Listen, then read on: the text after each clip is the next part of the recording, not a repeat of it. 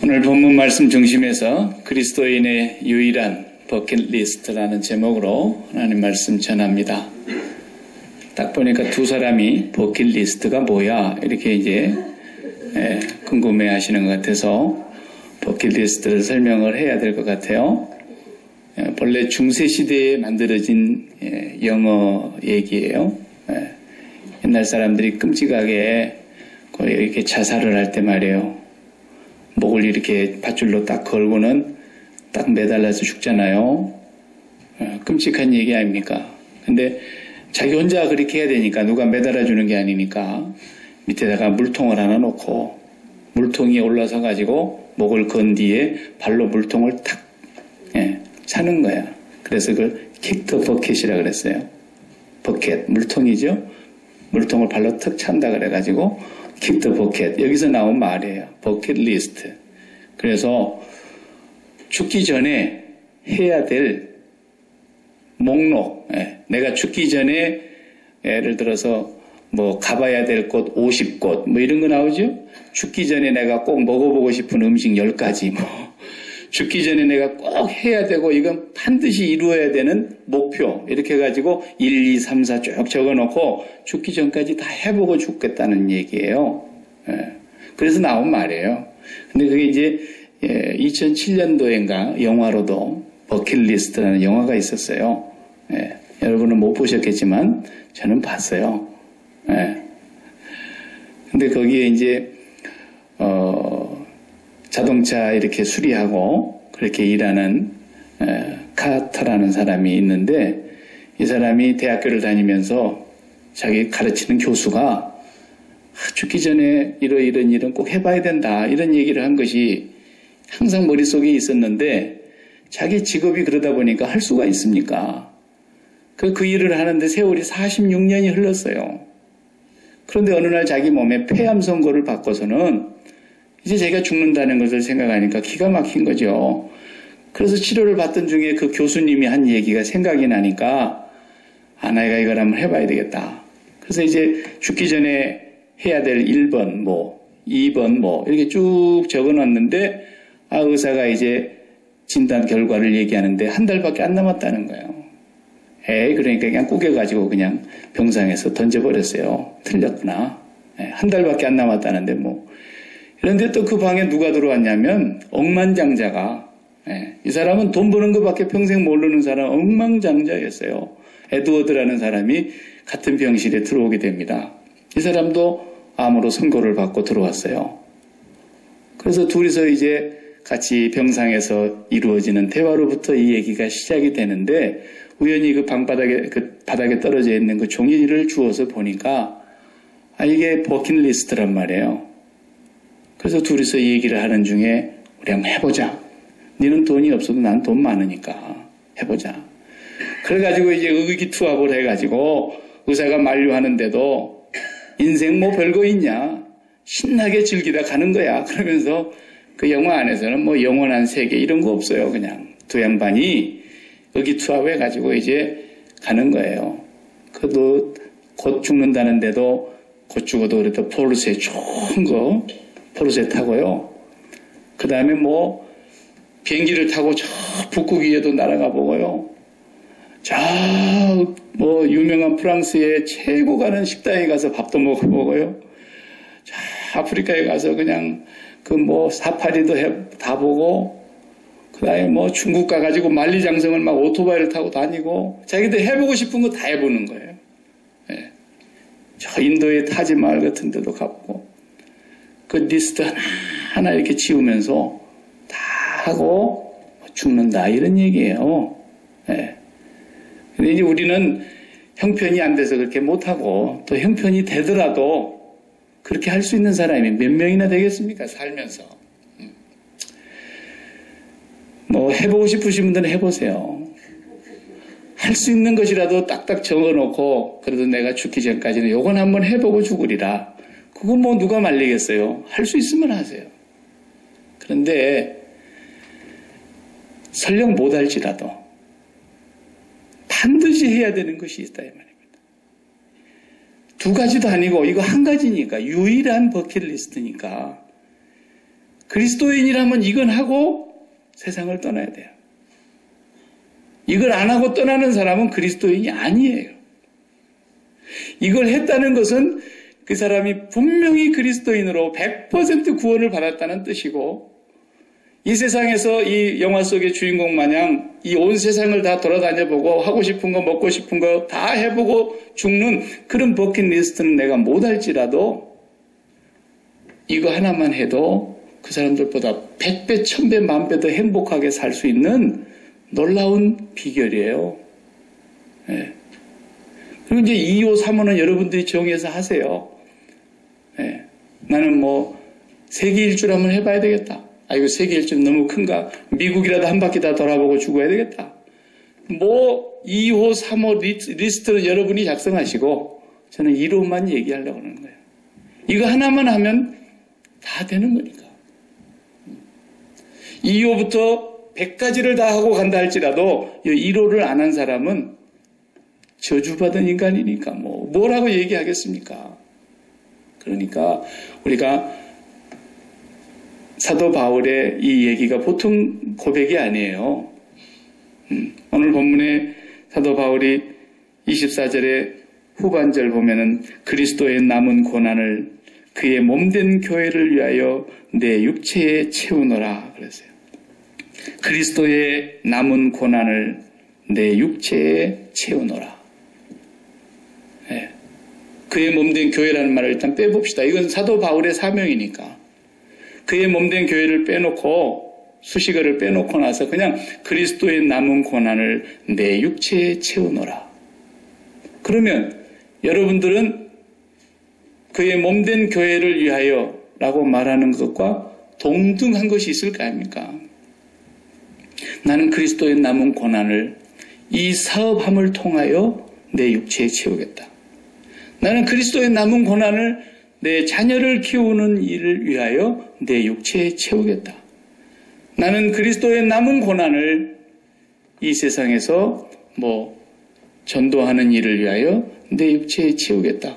가운데 수식하는 것은 각자의 사명이 다 다르기 때문에 저는 그렇게 말할 수 있죠. 목사이니까. 그리스도의 남은 고난을 그의 몸된 교회를 위하여 내 육체에 채우노라.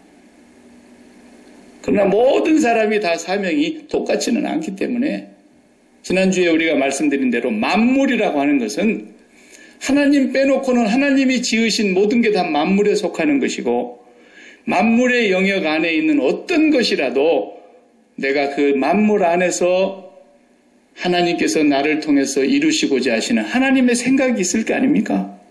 그 하나님의 뜻이 나를 통해서 이 땅에 이루어져 가기 위해서 그리스도의 남은 고난을 내 육체에 채우겠다는 겁니다. 이것이 우리가 이 땅에서 사는 그리스도인됨의 증표이며 그리스도인이라면 누구나 반드시 해야 되는 버킷리스트라는 겁니다. 죽기 전에. 그리스도의 남은 고난이라 그러니까 본문이 조금 우리말에 조금 표현이 어색해서 사람들이 잘못 생각할 수도 있어요. 그리스도께서 고난이 남으셨다는 얘기냐? 그리스도가 고난당하신 것이 조금 부족해가지고 한 98% 그리스도께서 완성을 하시고 2% 남은 것을 우리가 몸에다 채워야 된다는 얘기냐? 그런 얘기는 아닙니다. 그렇게 해석을 하는 사람도 또 있더라고요. 누구라고 내가 말은 않겠는데. 예, 정말 이건 사이비 중에서도 2단 중에서도 9단입니다. 그렇게 얘기하면. 예. 그리스도께서는 십자가에서 다 이루었다 그러셨어요. 그리스도의 고난은 완전한 고난이며 거기에 무엇을 뺄 것도 보탤 것도 없는 우리를 구원하시고 하나님의 뜻을 이루시는 100% 완전히 고난을 당하신 분이세요. 그런 의미의 고난은 남아있지 않습니다. 그리스도의 남은 고난이라는 것이 뭐냐는 것은 이 그리스도의 십자가에서 우리를 대신하여 죽으신 그 죽음, 그 십자가의 죽음을 우리가 믿는 사람들인데 그 십자가의 죽음을 생활화한다는 뜻입니다.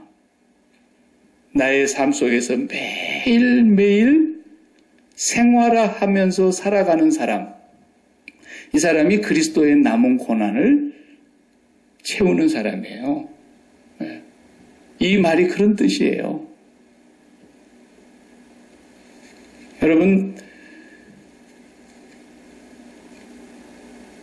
여러분에게 제일 중요한 일이 뭐겠습니까?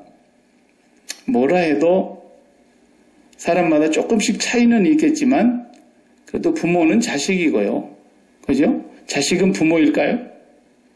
그렇지 않은 경우도 있어요. 보면은. 근데 부모는 자식이에요. 제가 뭐 말할 것도 없어요.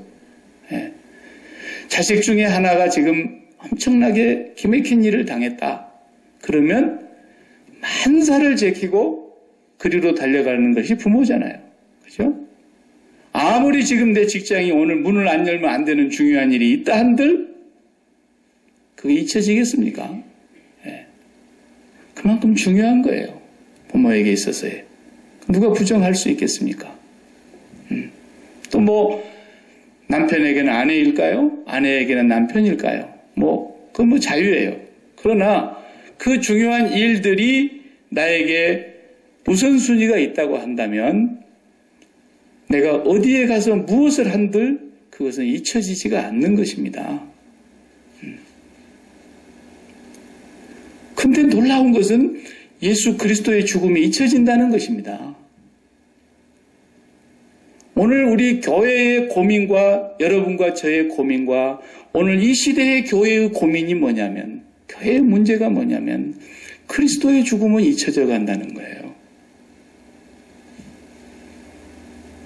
우리 아이가 지금 기가 막힌 일을 당해갖고 있다. 아니 명절에 오지 말라 그러는데 복잡하고 뭐 교통도 밀리고 그러는데 뭐 올라 그러느냐 한가할 때 온나 그런데 기어코 오다가 교통사고가 나가지고 안 그러면 얼마나 좋겠는데 해마다 그런 사람이 나와요. 올해도 벌써 또 나왔어요. 그러면 그 부모가 그게 잊혀질 수가 있냐 이거예요. 잊혀질 수가 없는 사건이죠. 그런 것처럼 그런데 예수 그리스도의 죽음의 사건은 잊혀진다는 거예요. 여기에 고민이 있고 여기에 그리스도인의 문제가 있는 거예요. 박 목사가 오늘 설교하고 오늘로 마지막 설교를 하고 오늘 저녁에 제가 그냥 심장마비로 끝났다 해봅시다. 직설적으로. 네. 제 같이 안수받은 동기가 그렇게 죽었거든요. 저하고 둘도 없이 가깝게 지냈던 클래스메이트고 같이 목사고시 시험 공부한다고 와이프 쫓아내서 친정으로 보내놓고 둘이 한 방에 앉아가지고 일주일 동안 합숙을 하면서 목사고시 준비를 하고 그러던 친구였어요. 근데 토요일 저녁에 청년 대학부 예배를 다 마치고 집에 들어와서 샤워를 하고 누웠는데 그대로 죽었어요. 그러면 이건 기가 막힌 죽음이라 그러잖아요. 우리가 이런 걸 보고. 그런데 저도 그럴 수 있다라는 얘기예요. 제 친구를 그렇게 해서 지금 벌써 셋을 보냈어요. 3명이나 갔어요. 목사만. 한 친구는 이제 목사 안수를 내일이면 받아. 근데 오늘 저녁에 목사 안수 받는 사람들 전체 모임이 있었어요. 그리고 늦게까지 밥을 먹고 이런저런 대화를 나누다가 각자 흩어져서 새벽 기도를 해야 되니까 이제 새벽녘이 돼서 흩어졌는데 가다가 교통사고로 길에서 돌아가셨어요. 사람이 이럴 수 있단 말이에요. 박 목사가 오늘 예배를 인도하고 오늘로 내 인생의 마지막이 될 수 있다는 것을 여러분이나 저나 부정할 수 없어요. 누구에게든지. 근데 그 일이 큰 일인 것 같지만 예수 그리스도의 십자가에 죽으신 것과는 그런 건 감히 비교가 안 되는 거예요. 어디다가 그런 걸 감히 비교를 합니까? 미국이 세계에서 제일 큰 나라고 중심인 건 사실이에요. 그러나 미국 한 나라이고 우리 하나님 앞에서는 티끌만도 안 되는 거예요. 성경이 그렇게 말하고 있어요. 성경을 읽어보면 온 열방이 이 지구 전체가 하나님 앞에서는 없는 것 같사오며 그랬다고요.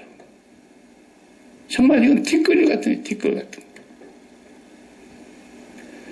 그런데 이 만물의 주인이시며 이 만물이 그분으로 말미암아 지어졌고 그분을 위하여 존재하고 있고 그분의 것인 만물 위의 교회의 머리가 되신 예수 그리스도의 십자가의 죽음의 사건은 미국 한 나라가 없어진 것하고도 비교할 수가 없는 거예요. 비교할 수가 없어요. 근데 이 죽음을 그리스도인들이 잊어버리고 산다는 거예요. 여기에 오늘 기독교에 가장 심각한 문제가 있는 거예요. 언제만 그리스도를 잠시 기억하느냐? 내가 아쉬울 때, 급한 일을 만났을 때, 다급할 때, 뭔가 붙잡아야 될 때, 그때만 주님을 조금 생각하는 맛이 있는 것 같은데 평소에는 주님을 다 잊고 산다는 거예요.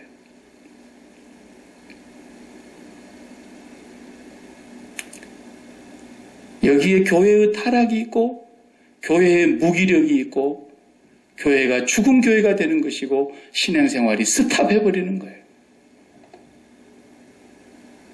그리스도의 남은 고난을 내 육체에 채운다는 말은 그리스도의 죽음을 잊을 수가 없다는 뜻이에요.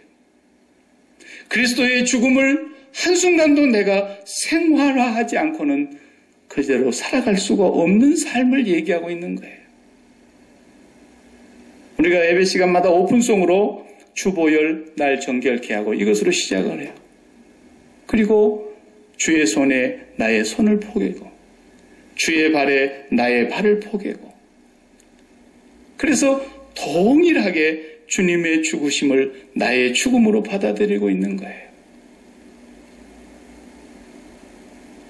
그 생활화의 삶을 나가면 잊어버리는 것이 아니라 매일 기도로 하루를 시작할 거 아닙니까? 그리스도인이라면 5분을 기도하든 50분을 기도하든 우리가 밥을 5분 만에 그냥 뚝딱 먹어 치우는 사람도 있는가 하면 1시간 동안 먹는 사람도 있듯이 어쨌든 우리가 밥을 먹듯이 그리스도를 먹고 아침에 일어나서 혈압약을 하나를 반드시 먹어야 되듯이 예수 그리스도의 살과 피의 죽으심을 우리가 먹어야 된다면 그 기도하는 그 시간에 우리는 오늘 또 그리스도와 나와 죽음을 동일시하면서 시작하는 것입니다. 그리고 내가 이제 또 일터로 나가서 그 일터에서도 항상 내가 바라는 계획과 원하는 대로만 이루어지지 않지 않습니까? 내 뜻대로 되는 것이 있는가 하면 많은 부분에 있어서 내 뜻과는 또 잘못되는 방향으로 가는 것들이 발생하고 있습니다. 그럴 때에도 그 상황 속에서도 그리스도의 죽음과 나의 죽음을 일치시키냐는 거예요. 이 사람이 예수 믿는 사람이라는 것을 오늘 현대 기독교인들이 너무너무 망각하고 있는 거예요. 그리스도의 죽음을 나의 삶 속에서 잊을 수가 없고 생활하지 않을 수가 없는 거. 나는 내가 일을 하면서 내 자녀에게 무슨 문제가 생겼다고 한다면 그것이 잊혀지지 않을 수는 있는데 어찌하여 하나님의 독생자 예수 그리스도께서 오셨다는 그리고 나를 위해서 죽었다는 사실이 잊어질 수 있느냐는 거예요. 총체적인 문제가 거기서부터 시작이 되는 거예요. 간혹 여러분들이 뉴스를 들으면 그런 뉴스에 한 번씩은 다 들어본 경험이 있을 거예요. 의사 선생님께서 뇌사 판정을 내렸는데 모든 몸은 멀쩡해. 뇌가 죽었어요. 더 이상 이 사람은 의학적으로 회생 불가능한 것이기 때문에 의학적으로는 사망이라고 선고하는 것을 뇌사 그럽니다. 심장은 뛰고 있어요. 기능은 다 활동하고 있어요. 그런데 뇌가 더 이상 되돌아올 수 없는 상태. 그렇게 되면은 의사 선생님들이 조심스럽게 이제 장기 기증에 대한 얘기를 하게 됩니다. 처음에는 받아들이지를 못하죠. 그 가족들이 어떻게 산 사람인데 한 가지 기적을 바라면서 그러면서 1년이 지나고 2년이 지나고 이렇게 되면서 점점 몸이 가라앉고 장기마저도 이제는 손상이 돼가는 걸 알게 되면은 이제 가족들이 결정을 하죠. 기왕에 이렇게 된 거 살 사람이나 살리자. 그래가지고 이제 각막도 눈의 각막이 얼마나 중요합니까? 눈 잃어버린 사람은 각막 하나만 있으면 다시 보게 되는데 그리고 심장도 멈추기 전에 떼가면 평생 만성 심장 질환을 앓고 있는 사람의 심장을 고쳐줄 수가 있는데 간을 떼면 간을 바꿔줄 수가 있고요. 콩팥 신장을 떼면 심장 하나씩만 바꿔줘도 두 사람을 살릴 수 있고요. 몸뚱아리 하나로 얼마나 많은 사람을 살리는 얘기가 가끔 나오지 않습니까? 그 사람이 죽음으로써 내가 제2의 생명을 다시 되찾았다고 할 때 그 일을 당한 당사자가 죽은 사람을 잊을 수가 있겠냐는 거예요. 못 잊는 겁니다. 그 죽으신 분이 나에게 그 모든 장기를 다 주고 죽었는데 내가 살아서 보니까 그 돌아가신 분에게 몸을 가누지 못하는 신체 장애인 아들이 하나 있더라. 만약에 그래 보세요. 그러면 살리움을 받은 제2의 인생을 찾은 내가 그 분신과 같은 자식을 책임지지 않겠습니까? 그 사도 바울이 그러는 거예요. 나는 그리스도의 남은 고난을 그의 몸된 분신과 같은 교회를 위하여 내 육체에 채우노라. 이것을 위해서 그 사람은 살았다는 거예요. 일생을. 그래서 이것은 본래 만대로부터서 감추어 주었던 비밀이었었는데 이제는 모든 사람들에게 밝히 드러나서 비밀이 아닌데 다 드러났다. 그것이 저 이방인들에게까지 나를 통해서 복음이 전파됨으로 말미암아 예수 그리스도를 알게 되었고 그 예수 그리스도의 죽음을 나의 죽음으로 받아들이는 사람들이 되어서 그 영광의 소망이신 예수 그리스도를 날마다 바라보고 소망하고 기다리고 그분이 가신 길을 따라가는 사람들이 되기 위해서 내가 그 사명을 받았는데 나도 내 속에서 능력으로 역사하시는 분의 그 역사를 따라서 각 사람에게 전파하고 각 사람에게 가르치고 각 사람에게 권하고 각 사람을 성숙한 자로 세우는 일에 힘을 다해 수고한다. 이렇게 말한 거예요. 네. 오늘 저와 여러분이 그리스도의 남은 고난을 내 육체에 채운다는 말이 이게 무슨 말인지를 깊이 기억하셔야 돼요.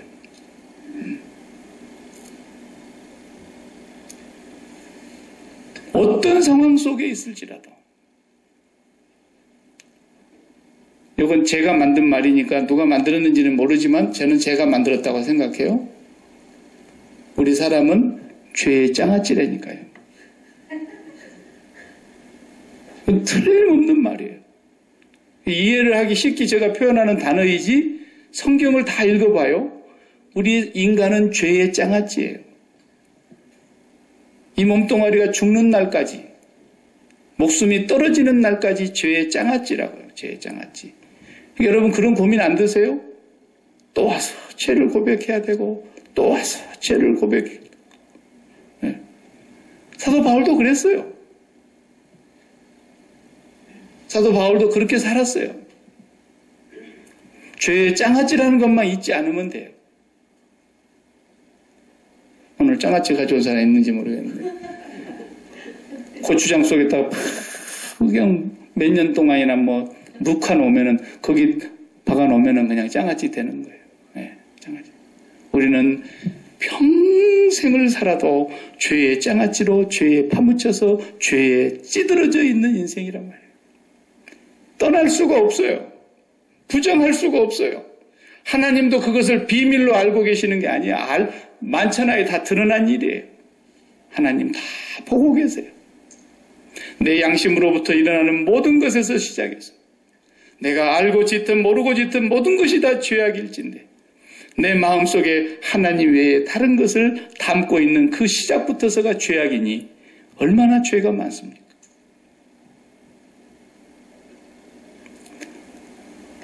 그래서 오늘 또 우리가 하나님의 긍휼과 자비가 없이는 하나님 앞에 가히 나올 수가 없는 사람들이에요. 내 심장이 이제는 기름기로 꽉 차가지고 그 심장에 피가 순환되는 혈관까지도 다 기름기로 꽉 차가지고 더 이상 피가 순환되지 않아서 이대로 놔두면 죽을 수밖에 없는 심장을 빼내고 저 뇌사 상태에 있었던 사람의 건강한 심장을 내가 옮겨받았다고 한다면 주님은 우리가 이 심장, 이 마음 속에 담지 말아야 될 이 마음의 지성소에는 오직 하나님 한 분만 경배를 받아야 하며 하나님 한 분만 힘과 뜻과 목숨을 다해서 사랑해야 될 이 마음이 이 세상 속의 죄악과 완전히 짝을 이루고 세상을 사랑하고 세상과 붙어 있어서 오만 가지 기름덩어리가 심장에 붙어 있듯이 붙어 있어서 우리는 이 죄악에 의하여 저주를 받아야 마땅한 자를 오직 하나님께만 붙어있는 당신의 심장을 우리한테 붙여서 이 심장으로 하나님께만 붙어있고 살아라고 주님이 그 심장을 우리한테 주셨다 이 말입니다.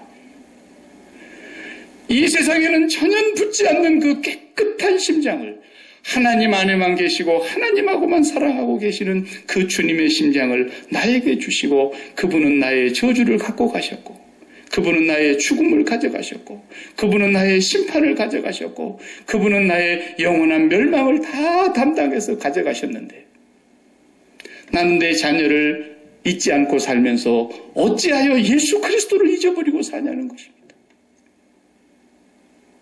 그것은 기도하지 않기 때문이요. 그것은 주님을 바라보지 않기 때문이라는 거예요. 주님 한 분만을 잊지 말라는 것입니다.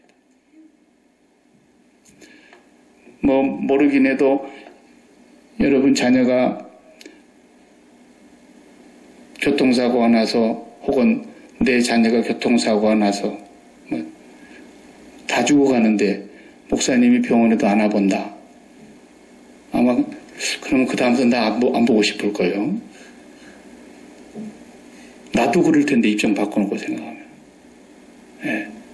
내 자식이 지금 죽어간다는데 목사님이 안 와봐. 내 자식하고 아무 상관이 없어. 그래서 우리 한국의 강신주라고 하는 사람이 요즘 뜨는 것 같은데 그 양반이 철학자예요. 강신주. 이름도 신기합니다. 이분이 상당히 많은데 출연해가지고 죽음에 대한 얘기를 요즘 계속 하고 다니시는 것 같아요. 죽음에 대한 책도 많이 쓰고 죽음에 대한 무슨 그런 얘기들을 상당히 많이 하는 것 같은데 생각해 봤나? 라는 책에도 8사람이 있었는데 그 중에도 그분이 한 분이 쓰셨어요. 네. 생각해 봤나? 산다는 것이 무엇인가를. 그런 책인 것 같아요. 그런데 그분이 그런 얘기를 했어요. 죽음이라는 건 3가지가 있는데 1인칭의 죽음이 있고 2인칭의 죽음이 있고 3인칭의 죽음이 있다. 근데 1인칭의 죽음은 그냥 내가 죽는 거다. 내가 죽는 것은 죽기 전까지는 무서울런가 몰라도 또 죽기 전까지는 죽기 싫을는지 몰라도 막상 내가 딱 죽고 나면 1인칭의 죽음이라는 건 너무 쉬운 거다. 왜? 죽은 뒤에는 아무것도 없지 않냐. 다시 말하면 감각이 없지 않냐. 걱정이 있냐. 근심이 있냐. 염려가 있냐. 사후의 세계를 빼놓고 이 세상에서 말해요 지금.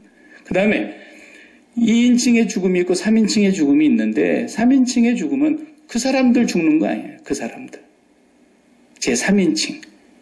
지난 주간에도 사우디아라비아의 이 라마단 기간 동안에 성지순례를 해야 한다고 전 세계의 무슬림들이 사우디아라비아에 거기를 가지 않습니까? 평생에 한 번은 또 가야 되는 것이 그 사람들 버킷리스트예요. 그건. 아주 그건 못 박아놓은 거예요. 그러니까 누구든지 가야 되는데 한 200만이 몰려드니까 이 라마단 기간 동안에 매년 사고가 나지만 이번에도 750여 명이 깔려 죽었어요. 사람 위에 사람, 사람 위에 사람이 눌러서. 상상할 수도 없는 일이 벌어지는 거예요. 개미들이 그렇게 엉켜붙어 있었는데 개미들이 압사됐다는 얘기 들어봤어요? 이게 도대체 사람으로서는 상상할 수도 없는 그런 일들이 벌어져요. 그런데 그들의 죽음이란 말이에요. 이게 3인칭의 죽음이. 그냥 참 너무 안 됐네. 그러고 끝나는 거예요. 3인칭의 죽음이에요. 죽음 중에 제일 중요한 죽음, 가장 진지한 죽음이 2인칭의 죽음이라는 거예요. 2인칭의 죽음. 이 사람 얘기는 강신주 씨가. 왜냐하면 그건 너의 죽음이라는 거죠. 2인칭의 죽음, 너의 죽음. 그러면 그 너가 누구냐? 너가 누구냐를 잘 모르는 것 같으면 6개월 동안 당신의 마음속에서 떠나지를 않는 사람, 최소한 그 사람은 다 너다 이거예요. 그러면 자식들은 뭐 6개월이 아니라 평생 안 잊혀지는데 뭐. 너 중에 너죠. 너 중에. 예. 그런 너가 죽었을 때에 살아있는 사람들에게 당하는 그 고통. 그 엄청난 고통 아닙니까? 또 박 목사가 오늘 설교하고 오늘 저녁에 그렇게 제 친구처럼 죽었다 그러면 저를 그래도 일말에 조금이라도 사랑했던 사람들은 다 그 사람에 대해서 제가 너가 될 테니까 너의 죽음을 애통해야 할 거 아닙니까? 그런데 그 애통하는 죽음, 그 죽음보다도 상상할 수 없는 큰 죽음이 우리에게 너 중에서도 영원한 당신, 영원한 너가 되신 예수 그리스도의 그 죽음이 당신의 죽음일 뿐만 아니라 동시에 나의 죽음이라고 하는 거. 그래서 신앙이라는 것은 죽음에 대한 입장 표명이라니까요.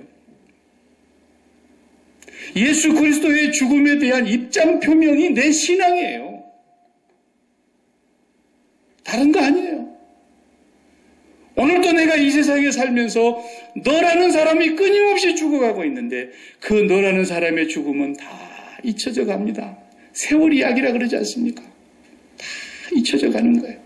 제가 죽었을 때 한 달 동안은 죽음이 마음속에 기억이 날 수도 있지만 2달 지나면 조금씩 멀어져 가다가 어느 날인가는 이름조차도 생각이 안 나면서 이 세상에 그 사람이 있었는가 하는 것도 생각지 않을 수 있게 된단 말이에요. 그렇게 안 됩니까? 대통령이 죽어도 그러는데. 그런데 예수 그리스도의 죽음이 그렇게 될 수 있느냐는 거예요. 예수 그리스도의 그 죽음은 너의 죽음임과 동시에 나의 죽음이라는 거예요. 그래서 그리스도께서 우리를 위하여 죽으신 그 죽음이 매일매일 나의 죽음입니다. 나의 죽음입니다. 이렇게 죄악의 장아찌가 된 우리들이 그리스도의 죽음을 바라보면서 나의 죽음을 확인하고 시작하는 이 십자가의 죽음의 생활화. 이것이 그리스도의 남은 고난을 내 육체에 채우는 거예요.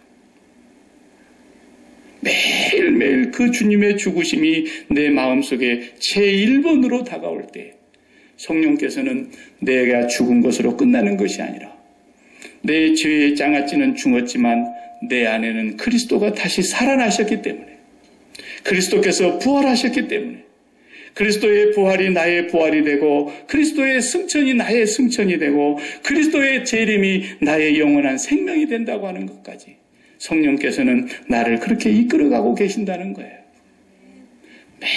매일매일 그렇게 살아가기 때문에 나에게 있어서 이 세상에 어떤 문제도 큰 문제가 없어요. 큰 문제가 없어요. 제가 죽었다는 소식이 들려도 그게 큰 문제가 아니라니까요. 진정으로 큰 문제는 예수 그리스도의 죽음이 나의 죽음으로 날마다 생활화되지 않는다고 하는 거예요. 만약에 그렇다면 이것이 저의 문제고 여러분의 문제라면 우리가 하나님 앞에 나아가서 이 죽은 신앙과 같은 걸 회복해야 돼요. 어디서부터 문제가 됐는지 모르지만 이 멈춰버린 이 신앙이 다시 살아나게 해야 된다고 말해요. 이 문제가 해결되지 않는 한 그냥 세례받은 증서인으로서의 교인일 뿐이고 교회에 등록한 명부의 교족부의 교인일 뿐이지. 어찌 이를 그래서 주님은 사대교회를 보고 네가 살았다 하나 내가 보니까 죽은 자다라는 거예요. 매일매일 주님의 십자가를 우리가 매일매일 바라다 봐야 된다는 것이 그것인데 박 목사가 십자가 얘기를 너무 많이 하니까 저 사람은 구원을 못 받았나? 구원받았으면 빨리 십자가에서 빠져나가가지고 부활을 얘기해야지. 왜 맨날 십자가만 얘기하나? 이렇게 생각을 하는 사람들이 있어요. 예. 우리 교회는 내가 아직까지 그런 사람을 못 봤는데, 예. 그리스도의 십자가에 연합하여 죽는 이 경험이 없이는 절대로 부활이 없어요. 한 발자국도 더 나갈 수가 없어요. 기독교는 그리스도와 함께 죽음으로부터서 시작한 거예요. 제가 부활을 얘기 안 하려고 안 하는 게 아니에요. 부활은 그리스도의 죽음과 더불어서 따라오는 거예요. 하나님께서 살리신 거예요. 그래서 우리가 그리스도의 죽음이 나의 죽음이 되는 그것이 기적인 거예요. 이게 신비예요. 이게 영광의 소망이에요. 그리스도의 죽음이 나의 죽음이 되는 순간에 이미 나는 이제 그리스도의 부활과 함께 연합이 되어서 그리스도가 승천하신 그곳에 아버지의 보좌 앞에 하늘에 앉은 자가 되며 그리스도와 함께 영광 중에 다시 오실 그리스도를 우리가 준비하게 되는 거예요. 그리스도가 죽으신 죽음을 날마다 나에게 일치시키세요. 네. 날마다 나에게 포개세요. 그것을 소홀히 하는 사람은 절대로 그리스도를 만날 수 없어요. 그냥 교인으로서는 남아있을 수 있고 교족부에 남아있는 멤버는 될 수 있고 그냥 교회에서 세례를 받고 성찬식에 참여할 수는 있어도 살아계신 그리스도가 오늘 또 나의 삶 속에서 내 안에서 살아가시면서 나를 통해서 그의 몸된 교회를 통해서 나를 통해서 그의 사랑하는 자녀를 통하여 나를 통하여 그의 사랑하는 비즈니스를 통해서 그리스도를 통해서 이루시려고 하시는 것은 경험할 수가 없어요. 그리스도와 함께 죽음이 없이는.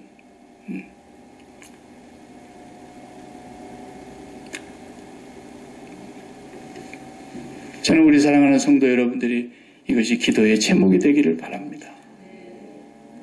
날마다 하나님 앞에 나가서 제발 딴 기도하지 마시고 이번에 이 사업이 어떻게 좀 꼭 돼야 되겠다고 내 생의 마지막 사업이니까 이거 안 되면 나는 살아도 못 사니까 이런 기도는 제발 좀 하지 마시고 네. 그런 기도 전혀 하지 않아도 제가 약속을 드리고 100번 장담합니다. 그런 기도하지 않아도 그건 따라오게 되어 있습니다. 몸만 해결되면 그리스도와 함께 그 사업의 문제에 대해서 죽기만 하면 그리스도에 대해서 여러분이 지금 문제를 삼고 있고 문제라고 느끼고 있는 그것에 대해서 그리스도와 함께 죽기만 하면 그리스도와 함께 죽기만 하면 그리스도와 함께 죽어보세요. 그것이 우리의 영원한 기도의 제목입니다. 그것이 우리의 소망인 것입니다. 그렇게 하고 나면은 성령께서 여러분을 통해서 이제 일을 하시기 시작하시는 거예요. 예, 내가 산 것이 아니기 때문에 내 안에 이제 그리스도께서 사시기 때문에 그리스도가 나를 통해서 그 일을 이루시려고 하는 하나님의 뜻을 이루어 가시는 거예요. 네. 이게 그리스도인이에요. 기도 제목이 평생의 기도 제목이 매일매일 구약시대에는 그거 하라고 했던 거예요. 그런데 그것을 그리스도께서 오셔서 단번에 단 한 번으로 끝내시고 더 이상 짐승을 잡는 제사를 폐하신 거예요. 그러나 날마다 그 십자가에서 그리스도와 함께 죽는 매일매일의 삶 속에서 그것이 재현되는 것은 성령의 역사예요. 그것이 그리스도인인 거예요. 이 문제만 해결되면 여러분의 삶에 지금까지 문제로 생각했던 것은 아무것도 문제가 아니라는 걸 알게 될 것입니다. 저는 그것을 위해서 기도하고 있습니다. 저는 그것만이 제 목회의 전부라고 생각하는 사람입니다. 그 외에는 제가 할 수 있는 일이 아무것도 없습니다. 여러분과 제가 평생에 죽기 전까지 마지막 이루어야 될 유일한 버킷리스트. 그리스도의 죽음이 나의 죽음이 되고 내 삶 속에 생생하게 재현되어지는 매일매일의 삶을 관리하는 것입니다. 기도하십시다.